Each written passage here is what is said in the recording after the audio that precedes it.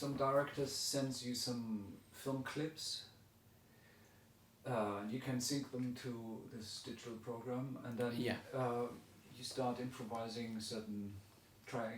You have a general idea, and how does the process of. So the process can go in a couple of different ways. One is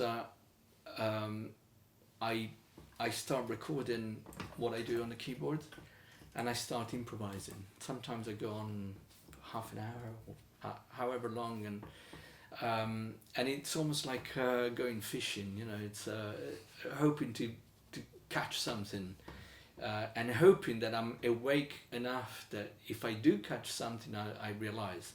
But also because I'm recording everything, I can go back, and this is something that Schumann would have loved. He said how wonderful it would be to be able to record improvisation. It has so much music that is lost, that I play and it comes out of me, and I can never stop it fast enough. And so now we have that. We have keyboards that are weighted like a piano keyboard. In fact, there are some real pianos that can connect to computers, and that's a wonderful way for me to go fishing or hunting, gathering. I don't know. And usually I find something. I find something unusual, something that catches my ear as a listener that maybe I didn't expect before I started playing. The other way to go about it is to pursue some kind of very clear abstract idea. And so, for example,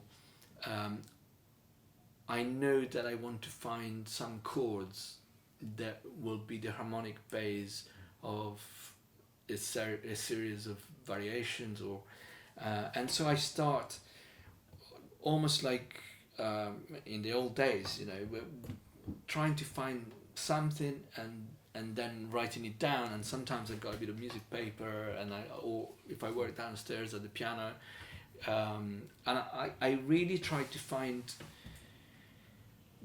almost one note at a time, something that is in my mind but is not formed. And I know when I find it that, you know, this chord going to this chord and then going to this chord, it's got the right type of movement and tension that I wanted to try to find. And I've used this system on a few movies where I wanted a very clear harmonic concatenation, like a few chords, and every time you heard them, you would recognize that was the harmony. And then on top and on bottom, there could be anything else. The instrumentation, the orchestration could change, but you would recognize the harmony if it was clear enough. So that's different from improvising. That's really trying to put there something that is an abstraction.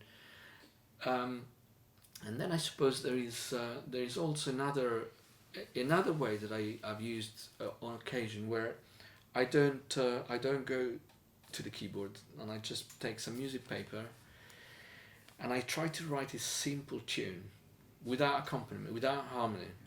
It's the opposite of finding the chords.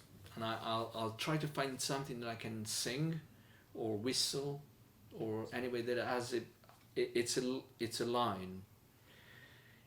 And that's hard, actually. It's and I find myself doing that usually the night before a recording session with a singer, or with a Indian player, or somebody who I don't really want them to read the music. I want to write a tune and make them learn it and then play it or sing it in their own way. And I've done this, for example, with a wonderful sarangi player many years ago in India, where he didn't read Western notation. He was a highly skilled classical Indian musician. I had this tune that I had scribbled down on set one night, and that was the main tune for the film. I knew that was going to be the main tune of the film, and I could give it to this musician, sing it to them. That was actually, you anticipate my question. Working with a keyboard is a relatively abstract way of dealing with music, a cello or a flute involves the body much more and will produce different things, as you say, lines or. Do you have any preferences on that? So, exactly for that reason, I've tried to develop ways, even with the computers, to get closer to that kind of directness. And so, for example, I have this wonderful gadget here that I use all the time. It's here somewhere. If I find it. Here it is. And it's a breath controller. So I play and I blow, and so I might play a line on the clarinet sample, but I also give it my own expression, and I do the same with the strings. With all that I play in here that is not piano or percussion has my expression coming from my breath. So I don't quantize it. I don't make it nice. I don't make it, mathematically exact, because I'm really after that life. Yeah, that's very interesting. Because a breath has its own rhythm also, and depending on whether you're excited or relaxed, it has a different rhythm. Of course, if you can express that in music, that's. Yes, but I think as a mindset, even if I take a piece of paper and write a tune. That's the mindset I have, is singing, is the voice. So there are naturally tunes that have breathing space, and you can hear it all over music, and especially film music. I mean, think of the tune from The Godfather. I'm just mentioning that because I've seen recently the manuscript. It was written without any rhythm, just the tune scribbled, dee da da da dee da da da da da da. No bar lines, no nothing. Then next line, da dee da dee da dee da da da da da da, and that's how it comes out. There are breathing spaces and arches, and there's a phrase there that it's a mindset really. And using a breath controller is really easy to really tap into your own musicianship as a live thing, as opposed to computers can be quite cold. Is there an example you control as a scene or if something? you give me a second, I might try to set it up. Yeah. I wasn't working today, so this is kind of only for. In the meantime, we will focus on on these guys out yes, there. the guys are there to look down on me and say, "Work."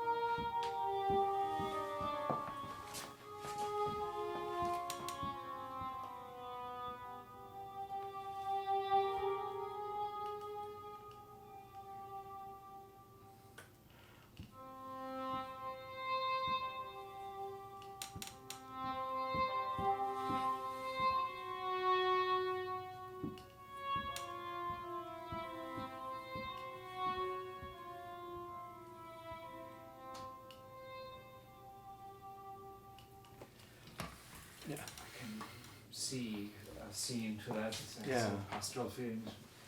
Somebody's reflecting about something. Well, that's the beginning of Act 3 of Tristan and Isolde. It's not mine. But I mean, you can see how a computer or a sampler can maybe sound quite alive. There's a lot of expressiveness there. Mm. And placing the sound in a space is also interesting. Yeah. But I do this with the strings as well. You know, it's if they work, then if they would work straight away or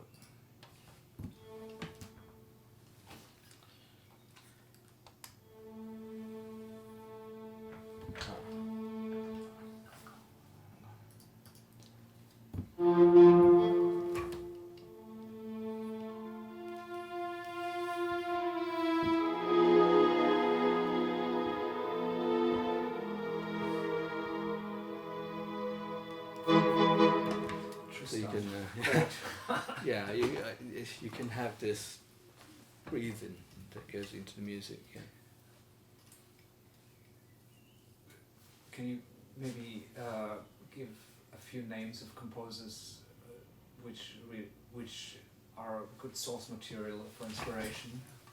I think, well, I don't know about so much the classical influences in my music. I think they're not so reasoned. I mean, they come out of my upbringing.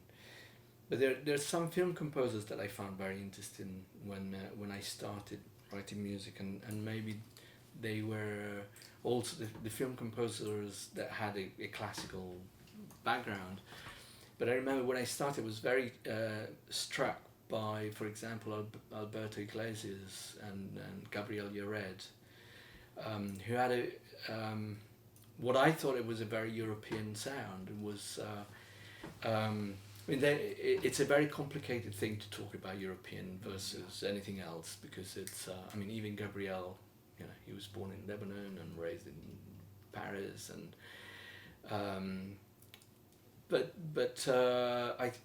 I think what I was hearing was an avoidance of the predictable turn of harmony or turn of melody.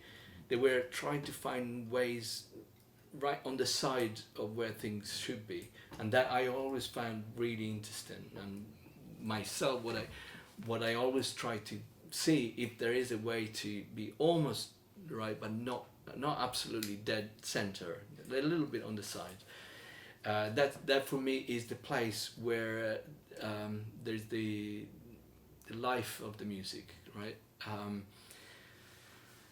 But it's a very difficult thing to quantify and to talk about. And this thing of European music, I mean, when you think about how many European composers are in America, for example, working, you know, every other composer comes from Europe, and so. And also maybe because the music, the film music that has influenced me is the music that is at the forefront. It's not the background music. It's music that was there and was doing something that couldn't be done otherwise. And you know, there's one fantastic example of, and I remember, you know, sitting up and thinking, taking notice. I think I must have been a teenager when Close Encounters of the Third Kind came out, and there is a moment when the big mothership, the spaceship comes, and there is a kind of conversation with human beings there. They have a little keyboard and they play these this famous 5 notes. Sorry, John Williams. And the mothership takes these 5 notes, and then the aliens start producing these variations, and they're funny. They've got lots of sense of humor, and you understand something about the aliens through the music that they play. And you don't actually see them, but you know these guys are kind of nice. They're funny. They get it. They've got a sense of humor, right? So those are the kind of the music that interested me. Is the music that was there, and you thought, that's, I get it. You know, that's why the music is there. It's not background. It's not atmospheric. It's actually doing something. One idea of this whole enterprise is thinking about education, and some young aspiring composers thinking about audiovisual creations. Do you have any advice? What to do or what not to do, or from your perspective? It's from my perspective, the advice would be very lucky. You know, if you can. That's a good advice. You know, but hard to put in practice. I think a lot of young composers that I talk to, and I remember myself being in that same situation, was to be very worried about what it meant to be myself, having my own voice and being individual, being somebody that people would listen to and say, oh well, this is different, and it's a very tricky thing to do when you're writing music, to consciously try to be yourself and to have an identity.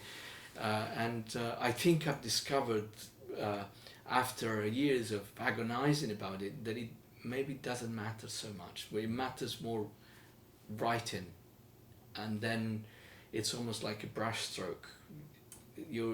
Your hand will come through eventually. You don't even know what it is yet, but just let it do what it wants to do without worrying too much. So in other words, just produce stuff. Produce work, and I think sometimes the main quality I see in my colleagues that are working a lot, I think is they're all people that are happy to connect with other people. They're happy to listen to what other people say, and they make some kind of empathizing connection with people, and you want to be part of a group of people. You're happy working in a group. You're not, the composer like Beethoven. That would be a terrible film composer. Imagine Beethoven a meeting with the producers and the financiers and the distributors, say, oh no, we don't think you should do that, and Do you remember the story about Schoenberg, who once got interested in Hollywood and started a conversation with a producer, and he said, but my condition is the film has to be edited to my music, and this and that, and it will cost $50,000. Yeah. That was the end of that story. And his film career. Yes. But there are some interesting examples of composers that don't bend so much to the needs of the film, and I'm thinking, with great respect of Michael Nyman, for example, who writes Michael Nyman music, or Philip Glass. They're composers that have a very clear musical identity, and that remains the same whether they're working on a film or a concert piece, and that's wonderful. But not many people can pull that trick off. It's something that very few people can do, and also I think they've got to take the risk that sometimes they are in situations where there's some friction. I mean, that's an interesting. I think I would agree. Being able to engage in conversations on all sorts of level with other people in a group, because film is collaborative, and many even more modern avant-garde art is now group work, away from the individual and collaboration, and so the ability to develop conversational skills and mutual understanding. I think so, and also the desire to engage at a level that is not just musical. It's not just about the music. It's about the narrative. Eventually it's about the film. It's a whole world that is put together by a lot of people, but it needs to hold together. It needs to be the same world for everybody, and the music is a huge part of that world. And I would say that that's the problem partly with contemporary music, that it's so self-centered, often thinking only about processes and technical issues, that it lost this dialogue of sometimes, not always. Maybe. And there are some interesting composers I'm thinking about recently, like Nico Muhly or even John Corigliano, that have brought their art concert mentality to write for movies, and it can be really interesting. I think they probably would feel comfortable with a certain type of movie and less comfortable in being so flexible to work on a horror movie and then a wartime romance. And I think for me, what I get pleasure from very often is, first of all, working with other people, because I know also what it means to write concert music, and it's an extremely lonely and frustrating experience sometimes. You're completely in your own mental world, and it can be quite frustrating sometimes. So working with other people can be quite wonderful, and also I get a lot of fun from solving problems. So if I have a film I've never done before and it's an animated movie and it comes with a certain requirements, I'm really happy to find out what I can do to fit those requirements, or try to solve certain problems that are obvious in the movie. From a practical point of view, I like thinking of what I do as a very practical, tactile. It's almost the same pleasure I get from making sandcastles I get from writing music. Almost. Sandcastles are more fun. Right. Your last question? I wanted to ask about, you've obviously done, big blockbuster films. Do you really get any satisfaction from knowing you're giving people certain emotions from like the way you write music? Obviously reaching out to a large audience. I never know what emotions people will register, really. I get a lot of satisfaction when people come to me and say they've been moved by the music, and my music drove them to tears. So I love making people cry. But I think it's... Sometimes I think, I'm in a strange position with music. People react to music in a very emotional way.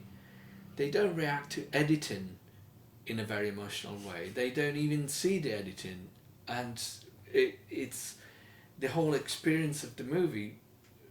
Firstly, is their experience of the editing, but the poor editor never gets this pat on the shoulders. You made me cry. I always feel for them. So I'm proud of that.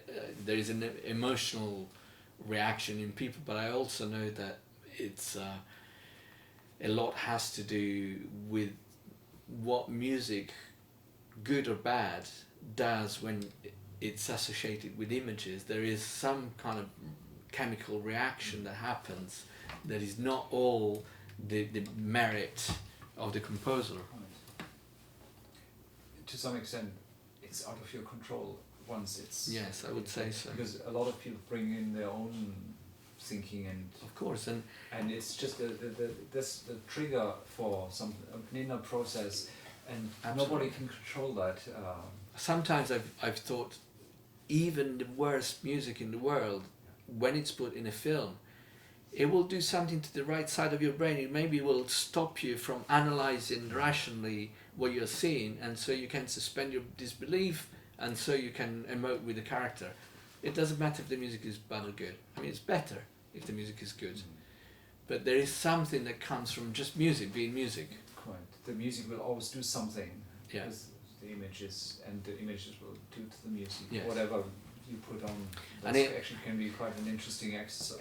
An extremely interesting one. And I'm always amused when sometimes I read reviews that say Marianelli's perfectly captured the essence, and that doesn't really exist. There isn't anything there to perfectly capture. It's something that we build one bit at a time, and then people will react to that thing that we built in their own way. That's our funny meaning-making organ called the brain. We have to impose narrative always. Yes. Well, thank you very much. Pleasure. So I think that was really interesting. Great. Interesting questions. Thank you. So we'll see what comes out of it. Right. I'm sure that's many people will find that very interesting. Mhm. So, and beyond the academic or any other jargon, and I think that's what's required. Making the familiar a bit strange, just moving a tiny bit beyond it, and then it makes you think again. That's Yeah. I think we. It's always amazing when I read academic papers on film music.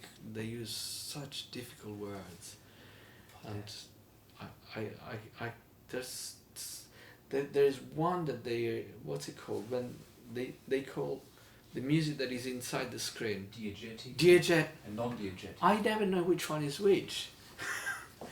And sometimes people ask me questions and I have to go and look it up. Which one is diegetic?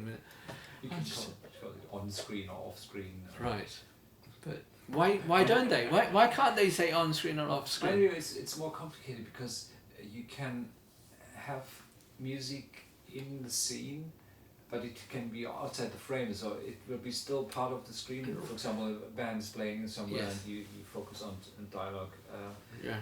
There's the music that the characters hear. Yes, exactly. And then there's music which is outside the plot completely. I find this word also a bit pretentious. Anyway, but that's how it is. But it's good to hear that from. No, it's. I've read some dissertation on the music of atonement, and I think, really, I did that. I'm so clever. Very good. Right.